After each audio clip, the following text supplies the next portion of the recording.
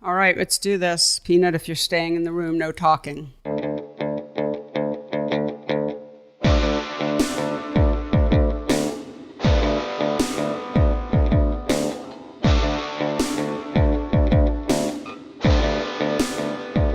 Hello, and welcome to the PhotoWork podcast, the talky and touchy-feely version of my book, PhotoWork, 40 Photographers on Process and Practice. I am Sasha Wolf. Happy to say, joined as usual by my friend and producer, the Steve Lawrence to my Edie Gourmet. That is reaching back. When was the last time you thought of Steve Lawrence and Edie Gourmet? I couldn't tell you. Aren't you so happy that I reminded you of them? I could see the black and white in my head as soon as you say it. Raymond on the Bossa Nova. That's Michael Chovan Dalton, everyone. My friend and your friend. By the way, we found out a couple of weeks ago that we found out just how important you are, in case there was any doubt, which there wasn't. There wasn't any doubt for me, but I'm just boring without you. I mean, so you may never be absent from an intro again. I appreciate that. I thought it was fine. It was not fine, but thank you. Checks in the mail. Okay, so... Finally.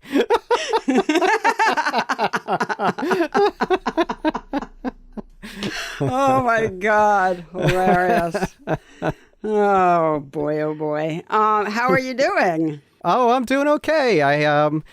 Today is, black and white photo day, which is my favorite class to teach. So I'm always happy when I leave school on a day like today. Fun, yeah. Yep. And, enjoying the cooling off of the weather and still, always busy.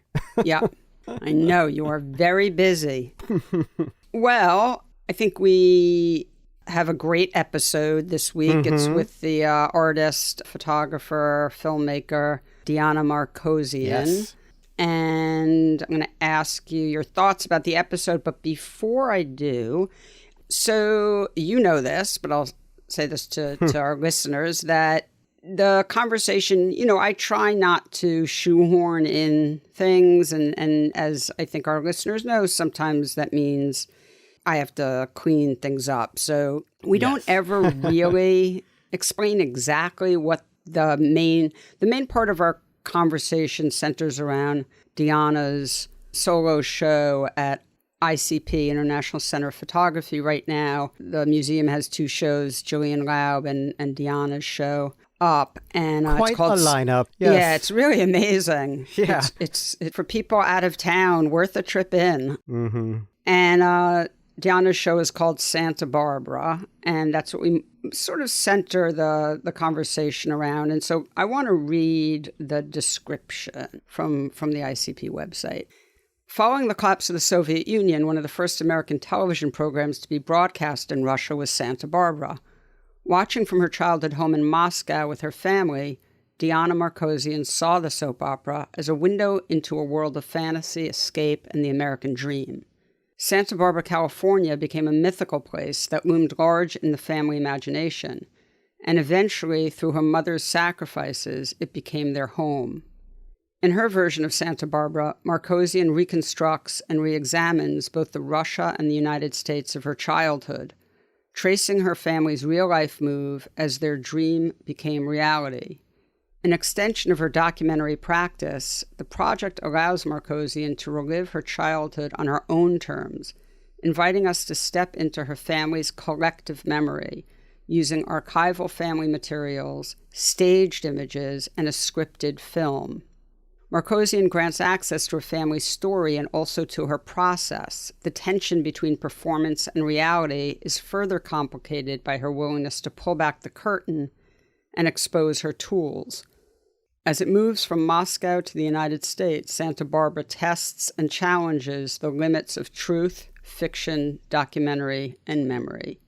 I think that's it's like, yes, that's the show. I think if you said it during the show, you still couldn't have explained it better. Right. Because that Yeah. It's such a complex weaving together of truth fiction and filmmaking and photography. It's so interesting. Yeah, So I mean, interesting. I describe it. I say to Diana in our talk that to me it was like a hall of mirrors, and you're like, wait, what? It's confusing at times. What's real? What's not real? But it's, as I also say, it's this just incredibly immersive experience. Anyway, it's a wonderful exhibition and project. Aperture did the book, so That's right. That's right. It was the book. I mean, one of the centerpieces of the show is this. She actually made a movie. I mean, like it is a legit movie. So that's playing in the room with the photographs. So anyway, it's really wonderful. And that is actually what I really enjoyed about this conversation was the making of that. The making of that film, the making of this project, because it is a bit of an emotional roller coaster. I mean, just think of this idea of having to cast people to play your family, to play your mother in their relationship with you, which you have an incredible conversation about. And because of the story, this was a very difficult situation. And also think about it as a filmmaker. I mean, there's a lot going on. There was a lot going on. Yeah. I mean, it's obviously extremely painful for Diana, the process, and it's just a very painful part of her life. And so that pain and that intensity and the emotion is in our conversation. And it was very moving to me. Absolutely. Absolutely. Yeah. And just one quick note in terms of doing a little cleanup, as you say, there are some background noises in about the first 10 minutes of the show. And I just wanted to give the audience a heads up. It was something we did not know was happening at the time. Yeah. Well, without further ado, why don't we get to it? So, Michael, if you don't mind, please take it away. My pleasure. And here is your conversation with Diana Markosian.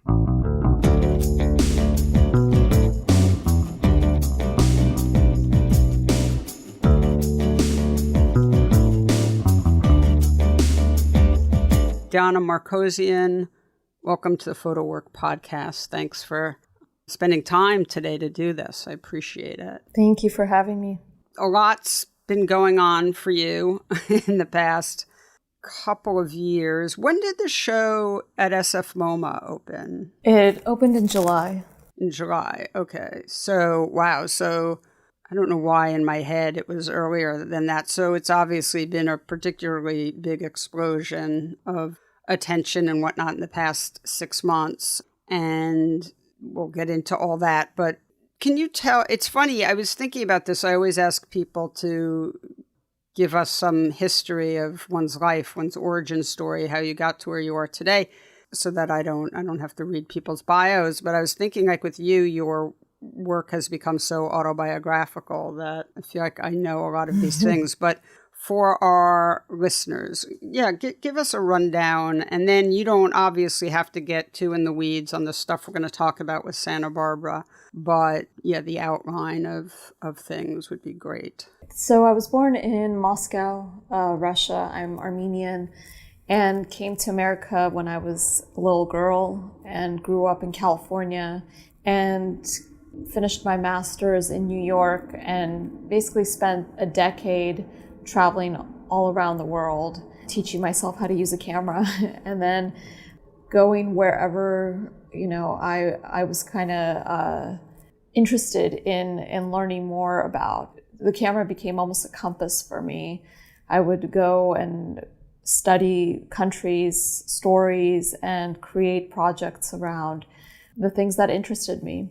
And the most recent project that I worked on brought me back to America, which was in 2017. I started learning more about my family and moved back to California in 2018 and started working on this really deeply personal project about my mom and the story of how my family immigrated to America.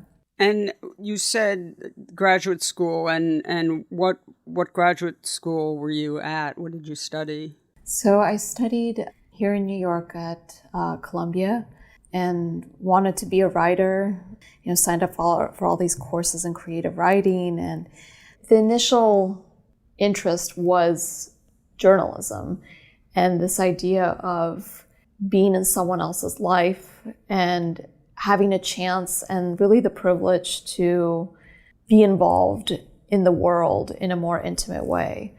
I think there was this real hunger to see things differently, to experience life differently. And for me, journalism was really the way in. I didn't expect to find photography. I didn't expect to become a photographer, and certainly didn't think that this would be my life, a decade later. How did you discover photography? I mean, just what was the nuts and bolts of that? Yeah, I was in one of my classes, and we had a guest speaker who was a photojournalist, and she came in and shared her work, and it was the work, but it was also just her personality, this real, genuine, pure approach to creating something and really creating the work for the work's sake and not for recognition. It was just a very pure approach to a career. And I think I was really hungry for something like that, because to me, this hasn't been a career. This has been my life. And I wanted something that deep. It's really just an extension of me, and has been an extension of me. It's not something that I can, look at objectively and see it as like a career that I've created. It's almost a life that I've lived. Well, I think that, it's interesting. I think that happens with a lot of artists, but also for sure this space that you're in and you first were in before the work became so personal, but more of that sort of photojournalism / sort of fine art space where process is so all-encompassing. It does just become a way of life. I think that can be both really beautiful and also a little perilous, but maybe that's part of the fun too. I don't know. I think, certainly with, when you start traveling the world and becoming immersed in other cultures, and I mean, it's so intimate that how can that not feel so enveloping, really? You're shooting on assignment a lot as you're traveling around and getting really interesting assignments, but you're also making personal projects. So how does that tease itself out? What's the first big personal project? I mean, I spent a lot of time on your website, obviously, and doing a lot of research, and just really had a wonderful time, by the way, with your work. What was the first, because what's on your website may not be the first big personal project that you did. And by personal project, I don't mean like Santa Barbara. I mean, work that wasn't done for an assignment. What was it, and how did that come to be? And did you start realizing you were sort of now moving in a maybe slightly different direction than just, being a journalist or a photojournalist?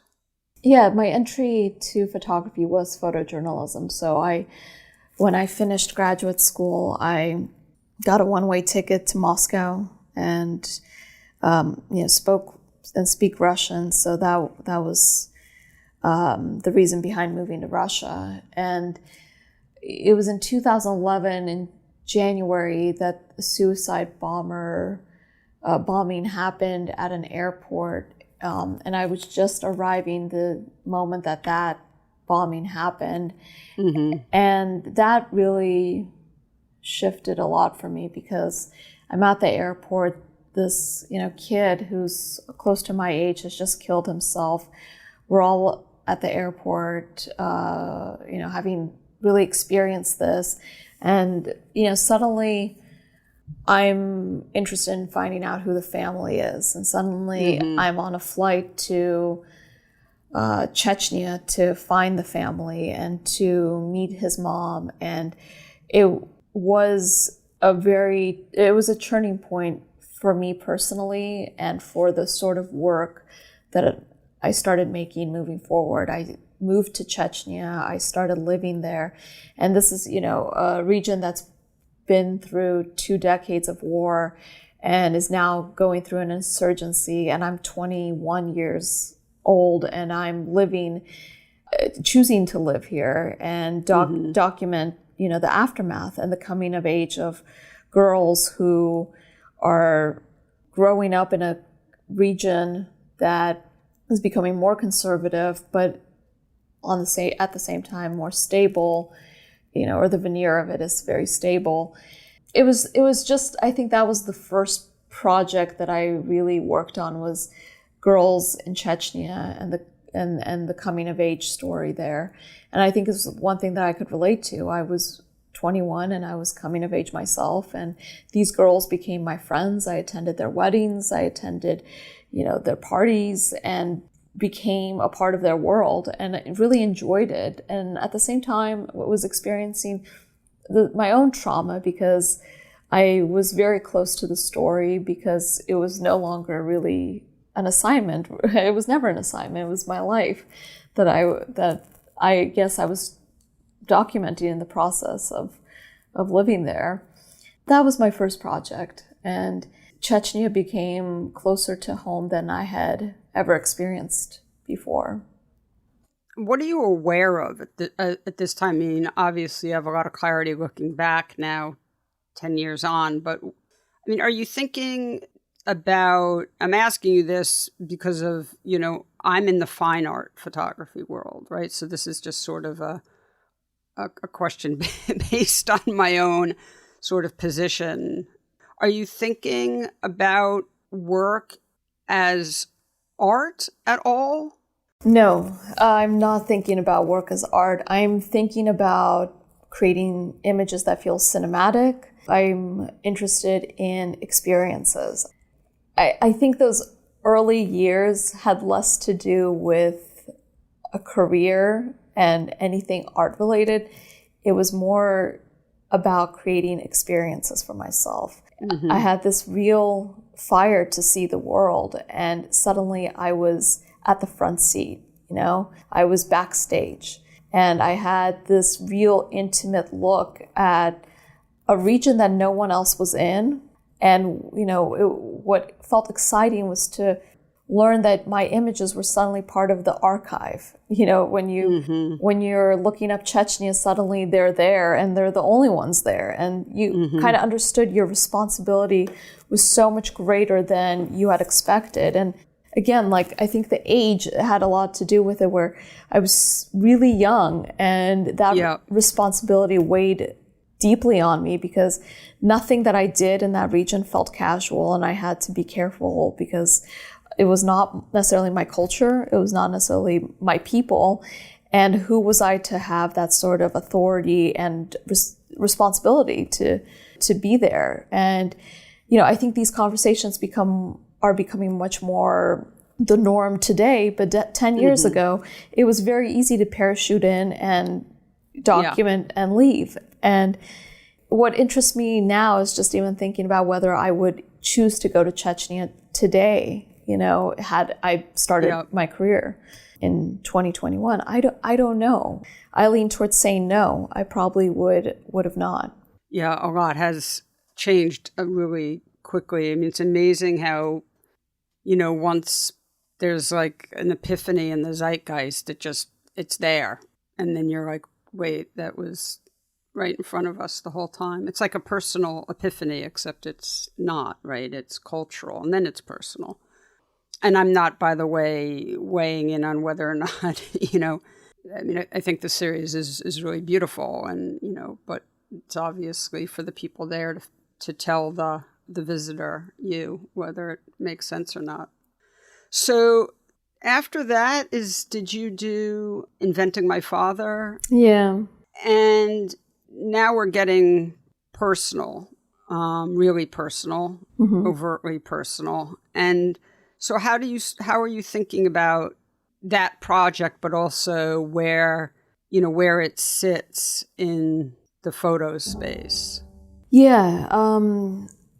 I mean, that project broke me, honestly. That project shifted me and shifted my work, but something broke within me when I was creating that, and I started to understand almost the power of photography, the power of creating something, and its ability to help me heal. And that shift, I think, slowed me down. And I started to understand that work wasn't about an output. Work wasn't about just making something and moving on. Work was about living that experience and really being with it for a while. And that was a hard time for me. Will you just tell people about, rather than me explaining it, we just tell people what the project is, and then please, I'm sorry I interrupted you. Yeah, the Inventing My Father is a project about my journey back to Armenia to find my father, who I was separated from when I was 7. So this was my attempt to discover my father, build and rebuild a relationship with him 15 years after we were separated. I was a missing child for him, so we hadn't spoken in that time. He didn't know what I looked like, and that was mutual. So this was really a discovery that we were making together of one another. And when I look at it today, and I read a lot of what I wrote about that relationship, I recognize that there's a few things that happen. One, it hits me that I could have only made that work then. Those aren't the feelings that I have today. And the second part that hits me is just how real that pain is, and how much I've tried to work through it, and how little progress I've made. And for all the progress you feel like you make, one thing changes or one thing churns and you're back to square one. And it's just really interesting when you start making work that feels that personal. It's very hard to think about how do you make work about other people moving forward, because if you can barely get your story right, and the story keeps shifting, these emotions keep shifting, how do you expect to get someone else's story, not even right, but just close to being truthful or close to being honest? It starts to bother me. It starts to weigh in on me, because I get how hard it is with my own life, let alone someone else's now. I mean, was that realization and sort of sitting with those feelings, but more importantly, in some ways, those concepts and how slippery the truth is to hold on to, is that why you wound up where you are today, making work that no longer attempts that sort of objective truth with Santa Barbara, sort of a full capitulation in a way to the futility of that idea? In part, I think I just started to feel like I was repeating myself. My work just started to feel like it had the same style, it had the same look to it, it had the same feeling. I knew exactly how I felt when I would make these images.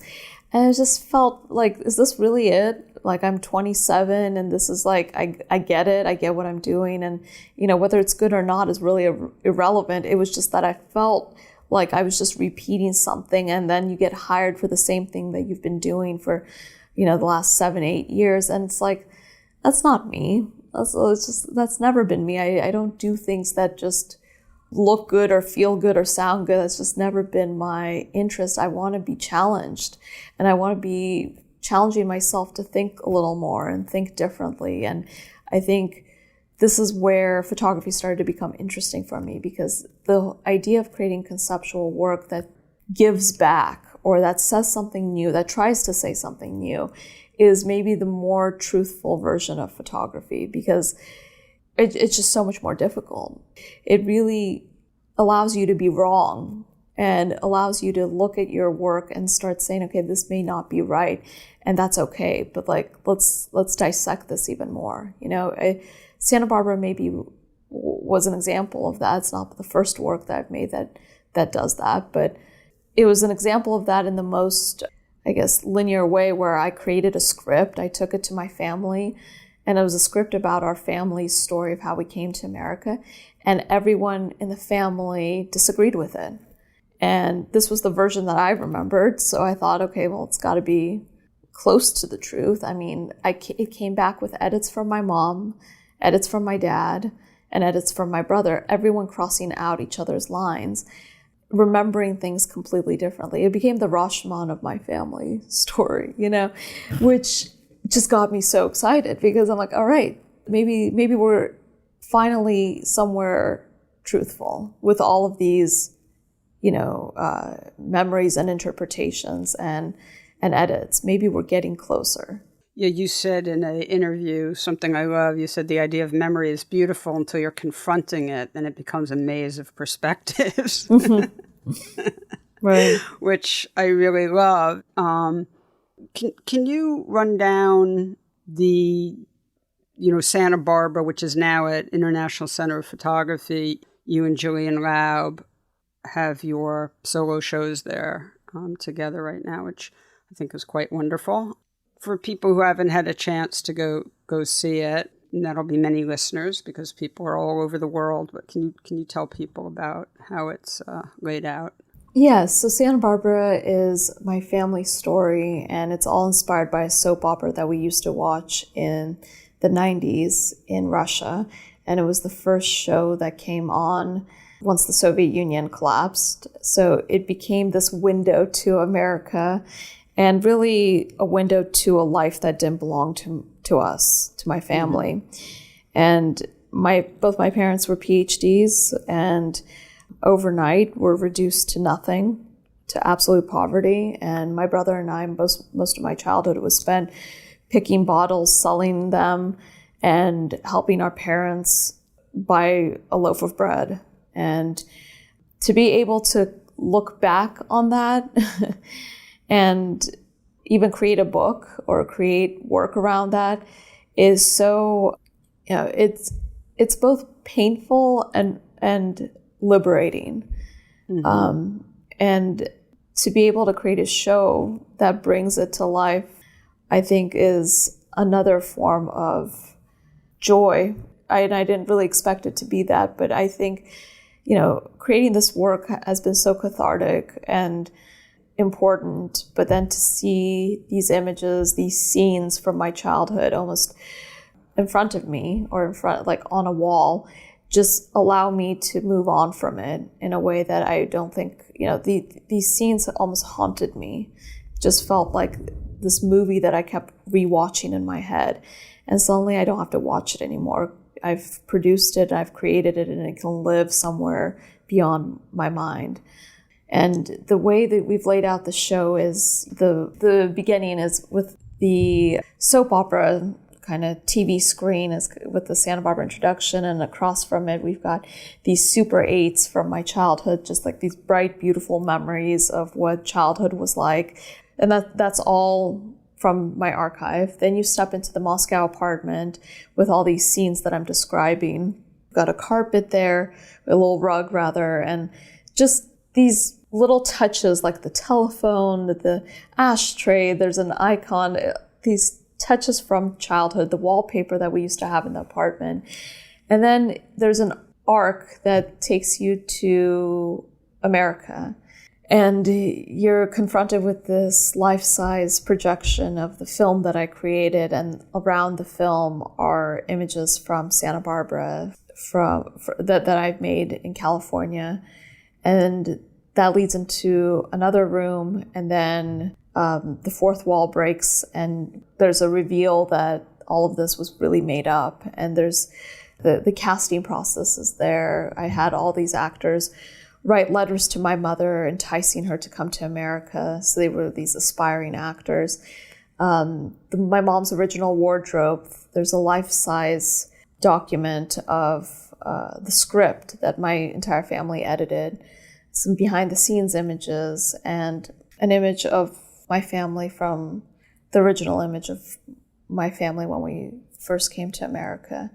So that's kind of the layout of the show, and you're able to enter from both sides. So it's kind of two different journeys into one story. Yeah, I entered the way you just described it. So, and I went not knowing too much. I knew a bit, but it's both incredibly immersive and totally disorienting because you're trying to figure out what is archival and what is a recreation. And, you have hints of things, and sometimes these types of installation, immersive, disorienting. And by the way, I think your work is really unique. I mean, I've never seen anything like it, but I've, seen things that play with some of the same techniques, and I've gotten frustrated. Now, that's probably my own limitation, so I'll cop to that. But I did not feel that way with your show at all. Whether it was, it's hard to know whether it was the mood I was in or whether it's just the skill with which you put this together, but I just went with it and I loved it. I mean, I had a fantastic time, as did the friends I was with. In fact, one friend I was with, we had to drag him out. We just were due somewhere else at a certain point, and we were having a hard time getting him to leave. But there's so much there. It's so packed. It's like you dumped your brain out, and every little nook and cranny was sort of examined. And so if we're not being clear, and it's a sort of hall of mirrors, right? Where everywhere you turn, you're sort of confronted with a puzzle visually. And then there's this movie playing, which is just really incredible. And you definitely feel how devoted, obsessed, whatever the word is, that you were to the process, right? I mean, it has that feeling of like, I kept thinking this must have been so much fun. And, I use that word, whatever, I know that there's no way it wasn't, of course, also very painful because of the story of you leaving Russia and coming to a place where you were everything was strange to you, and you were separated from your biological father, and et cetera, et cetera. But there is a sort of joyfulness in the bounty that you give to the viewer, I think. And that's how I felt. And a lot of humor in it. And especially when you get to that place where you break the fourth wall. To me, that was really funny. And, I read that you auditioned, more than or over 200 people to play the role of your mother. And I just thought, well, at a certain point, you must have just been working through something, because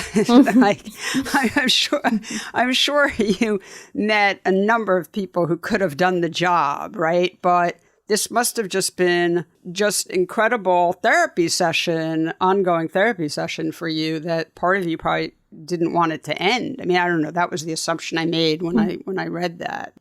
And I just think, well, there it is. That's, you became an artist, right? Like, that's the life of an artist.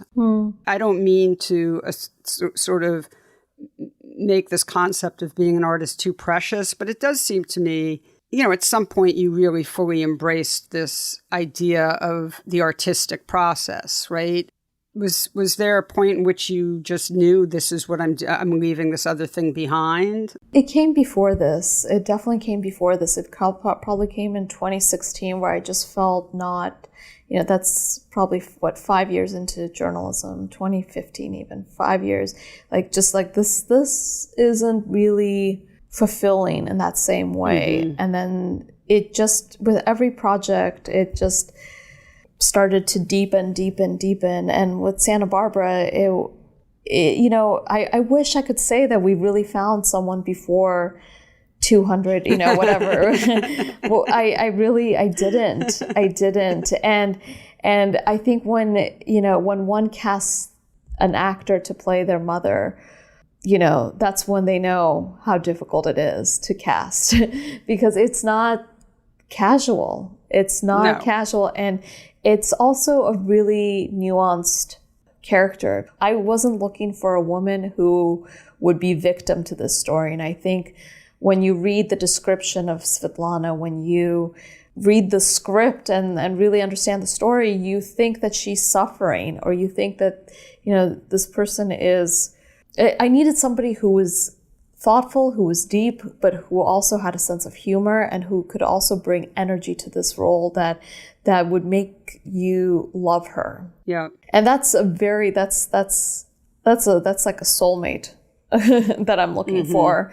So I needed to be very careful with who I chose. And I think we were very careful in the end who we chose, because I understood that this person was going to, essentially be the face of this project and I needed to really love her. And I do. And I think that came from slowing down and not rushing this, because I think in my head, I thought, oh, well, this project's going to take about 6 months to finish, and 3 years later, right. and that's good. I look at that as a good thing, because we gave it the time that it needed.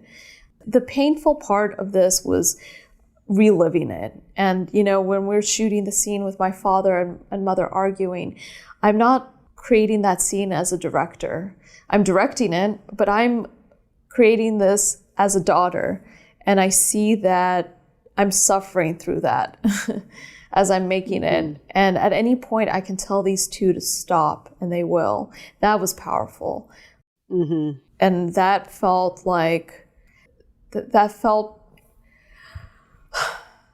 I just remember that feeling pretty well, where I got to tell, like, we were filming this scene in the old apartment of my parents arguing, and I just kept asking them to continue. And then I just told them to stop.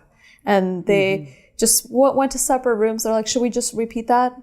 And at one point, the next door neighbor knocked and just said, look, like, I'm married as well. And I know you guys just moved in here, but you guys really just need to, you need to quiet down. Like, we can all hear you. And if you need help, like, let us know. So, it felt that real. It felt that real, and it felt difficult, felt painful. Oh my gosh, I was crying as I was directing, I was photographing, and then I was reliving. It was 3 different versions of me in one moment. Yeah, that is a lot. Did your mom need to like or love the actress who portrays her? She needed to respect her. And I think they both needed to respect each other. I didn't want to introduce them to one another until the day of filming, because I wanted the mystery to be there, but I also wanted Ani to create her own version of Svetlana, and to really have her own understanding. It's really trusting the people who you choose, and really allowing them to take ownership of the role. And I think that was really important for me, because at a certain point, it's like, this isn't Svetlana anymore. Well, you don't want her trying to do a imitation. Right. Which is very suffocating, I think, for an actor. Unless it's Meryl Streep doing Margaret Thatcher or something, I don't know, or Julia Child. So Santa Barbara this body of work has just really exploded, and it's gotten a really significant amount of attention. It was at SF MoMA, as we said, and now it's at ICP. Aperture did the book. The book is really beautiful. Congratulations on that as well. There's been a lot of press about it. How has that felt? And I'm sure in some ways that's complicated. Not just how that's felt, but how that's, because this is a podcast that's listened to by primarily, although not exclusively, by photographers. People, I think, are interested in how these things change the trajectory of someone's career and therefore life. So if you could talk about that stuff, it'd be great. There's a version of me that tries not to be bothered by that, because I'm thinking about the next project that I'm going to make, which feels a little more difficult than Santa Barbara, and I'm trying to, put my attention on that, which is what I get excited about, This, of course, the attention something gets, that's wonderful, and that's the side effect. But I didn't need this attention to know that this was special. I didn't make it to have it be at ICP or SF MoMA and whatnot. I made it because I had to make it. And that's how I've always worked since I've been 20. And I hope that that's my fire for the rest of my career. Otherwise, I'm in it for the wrong reason. you know? Amen. And I don't know if that's really changed my trajectory. It hasn't. I'm just, more concerned with the next thing being as deep, because I think when you touch something that feels so important to you, you want to give that same weight to the next project. And it doesn't all have to be tragic, traumatic, it can have joy and beauty around it. I just mean the same thoughtfulness. And I think that that's what excites me. It's like, and kind of disables me, because unless something is thoughtful in that way, I'm not touching it. Like, I just don't want my name behind it. And that's hard, because then I find myself really not producing. And, that's something that I'm trying to figure out, because I think it can be a little lighter than the way I approach things. But this is part of my personality. It's all of me or none of me. It's either I'm 200% in, or I'm just not really doing it. So yeah, it hasn't changed me. It's allowed me to understand that when I believe in something, that I don't really need that external validation. No one believed in Santa Barbara, frankly, when I was starting it. And I had very little support for the idea and the project and the making of. And I think the one thing when I look back that I can really say that I'm proud of is the fact that I really believed in it. And for all the failures that we had, because there's a whole book to be written about how many failures we had in this project, to how hard it was to make, I'm happy that I didn't stop. There was a point where I thought it's over, and somehow we just kept moving forward with it. I mean, I don't think it's unusual when creating something that's extremely idiosyncratic, extremely personal, sort of mixing really profound emotional truths with almost a certain kind of magical realism. Like, I don't think it's unusual for people not to understand where you're going. And so you have to believe, you just have to, because it's just, frankly, too difficult.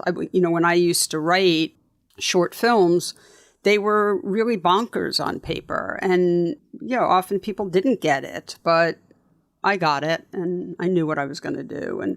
But that ability to sort of inspire oneself, is, and of course, just to find your own confidence and motivation is so important in whatever we do.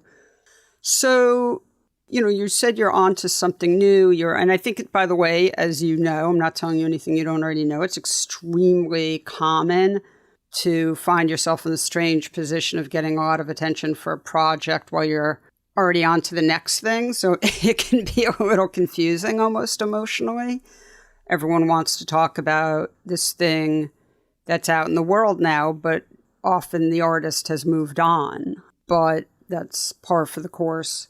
Is it okay to think about whatever you do, whatever you're working on now, as, sketching? I mean, whether it turns out to be the next big thing or not? I mean, do you give yourself permission to work on something that may not, be something you take all the way to the end?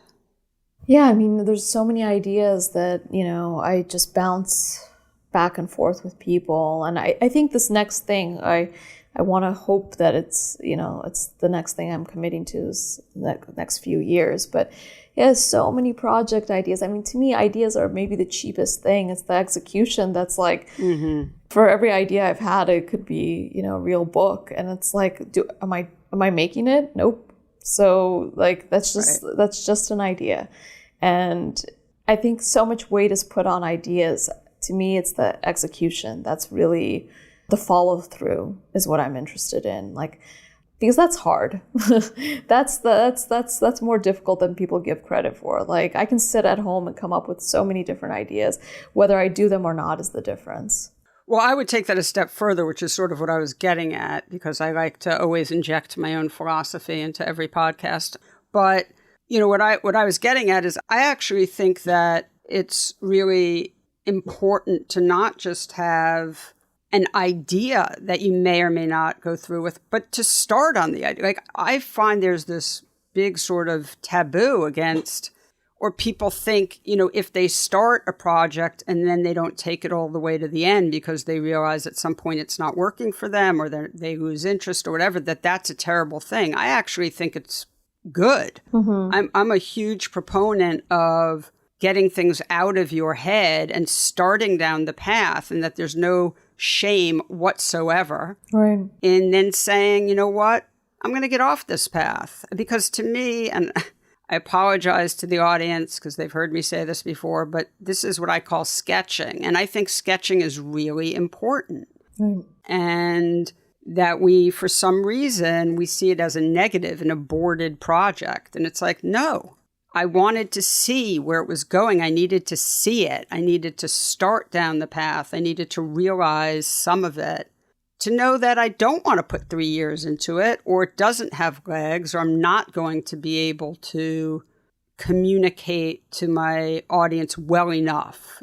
So let me ask you, I've been talking to an artist recently who has this very personal work, and he's trying to figure out whether he wants to make prints available for sale. So the idea of selling and putting this very personal work of his out into the art world makes him quite uncomfortable. Did you ever have, because I think you have gallery representation, so did that ever come up for you? Did that ever feel weird, the idea of selling prints? No, because I think you're choosing your career, right? Like you're choosing like the path, whether you're telling someone's story or your story, or publishing it in a magazine or selling it as a print. It feels like the natural course of this kind of profession, if you will. There's the artist, and then there's the practical side of the artist, where it's like, to continue moving forward as an artist, you need to be able to sustain yourself. I think it's important to see your work in that way, because if you don't, then I'm not sure who will. So I lean into it more than not. I see you're at Rose, of course. I can't believe I forgot that, because I love Rose Gallery. Yeah, I mean, do you think about the prints like being, on the wall of someone's home? What does that feel like? Yeah, I do. And I see it. I've gone to collectors and I've seen my work hanging. I mean, it's not new either. Like I think I've been in the field long enough that I've seen, this isn't yesterday that it happened. Like I've been collected since I was 23. I don't necessarily have like a negative feeling about this, because No, that's good. I'm glad you don't. I'm a print dealer. I'm glad. I don't want you to have a negative feeling about it. But I just know, I guess it's on my mind because of these conversations I've been having with someone else about work that's about their family, right? So that's why I'm thinking of it specifically. And yeah, of course, we just, mentioned Jillian Laub's show going on simultaneously with yours, and that work is incredibly personal. I represent Doug Dubois, who's made incredibly personal work, and Eleanor Carucci, and yada, yada, yada. But I was just, just made me think, because of these conversations I've been having with this newer friend of mine, that, oh yeah, maybe not everyone is comfortable with that concept. Anyway, no, look, I think it's wonderful, and I'm very devoted to the idea of sharing life experience through art. Mm-hmm. So can you tell us what's sort of going on right now? Are you just continuing to promote the show, or are you just fully moved on to next projects? So I'm flying to Paris tomorrow for a book signing. And then Santa Barbara's going to be traveling to Europe. So that project will go to, I think, 2 or 3 museums after in Europe. And then I'm personally directing a film on the Mexican border. And then that hopefully will expand into this bigger project that I was talking about. So that's kind of the rest of the year moving into 2022. Yeah. Well, it's a lot. So you'll be at Perry Photo, of course. Yeah, and congratulations. I saw the book on the MoMA 10 Best Photo Books of 2021 list. So that's must have felt good. Anyway, we'll have a wonderful time in Paris. It's so much fun and being at Perry Photo, and I'm annoyed I'm not going to be there. But anyway, and thank you so much for your time today and for doing this with me. I really appreciate it. Thank you for having me. Okay, well, be well, and thanks again. Thank you. Bye. Bye. PhotoWork with Sasha Wolf is produced by me, Michael Chauvin-Dalton of Real Photo Show. The executive producer is Sasha Wolf, and our theme music is by J. Walter Hawks. You can hear PhotoWork on all your favorite podcast platforms. Please rate and review the show on Apple Podcasts, Stitcher, or Spotify, and be sure to subscribe on any one of those services or wherever you listen to podcasts.